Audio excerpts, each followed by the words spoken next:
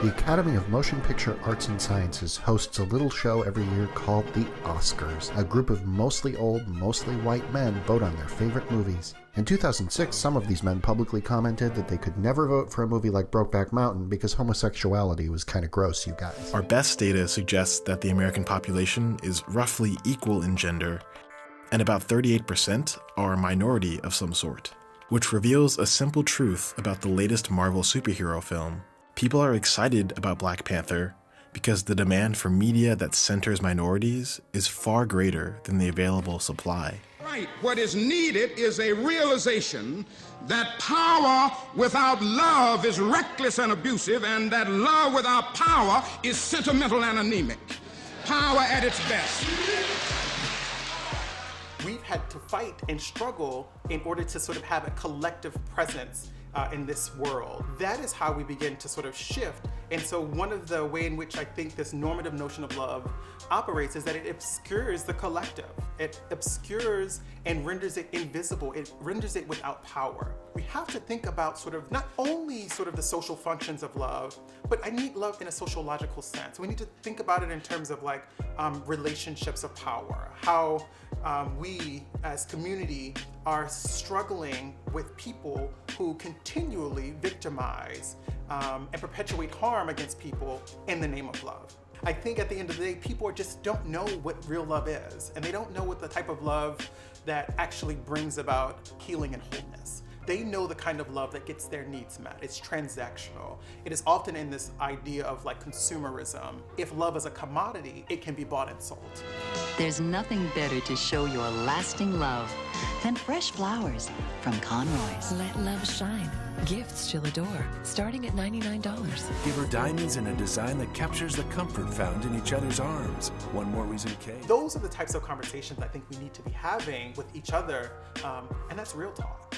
And I think oftentimes that's also seen as unpolite talk. And I think particularly for us as people who have been socialized to keep secrets and to hide and to stay silent, even to the most egregious actions within even our own families, that's really hard to do. And my work has really thought about how do we as people begin to better see each other. And for me, the answer is that we have to love. But the problem is that we're not taught to love in ways that are actually meaningful, or actually the ways that we're taught about love is self-serving. This is an opportunity where I think this particular moment in time when cancel culture is so high, it's like, let's get rid of everybody who doesn't sort of come and hit these bars or hit these standards. We get to sort of just discard people and then reproduce the same types of trauma and violence that we experience on a regular basis. We've been together 7 years. We've been 7 years. So how many times I got kids by him. There ain't no way in hell you gonna get. And I think the conversation often goes from, let's just cancel you because I don't know how to hold you accountable. The things that I was brought up with, they were all just protective survival mechanisms. They weren't necessarily for me to thrive. They were just to try to preserve the little last bits of me that were left. And then my work around love has been really about figuring out all of the ways that I need to begin to put myself back together. And how can I create systems that allow me to nourish myself, to have nourishment. So I have to call out poverty, systemic capital, like capitalism, because those things literally take about physical nourishment. But I'm also talking about spiritual and emotional nourishment. All of the poverty and systematic oppression, particularly capitalism, take from people so that they're not able to have the energy and time to think deeply about themselves and about what they need to feel whole. And I think that's what we need to challenge. And I think that's what a community-centered love looks like. A love that does justice, as Dr. King would call it, is one that restores people. It restores policies and procedures that actually advance the health and well-being of whole people and whole populations. I looked at Bell Hooks and her analysis of enslavement of Black folks. And what she was able to do was to see the ways in which Black folks broke each other's spirit, specifically their children, in order to survive a dangerous and terrorizing time as Black folks.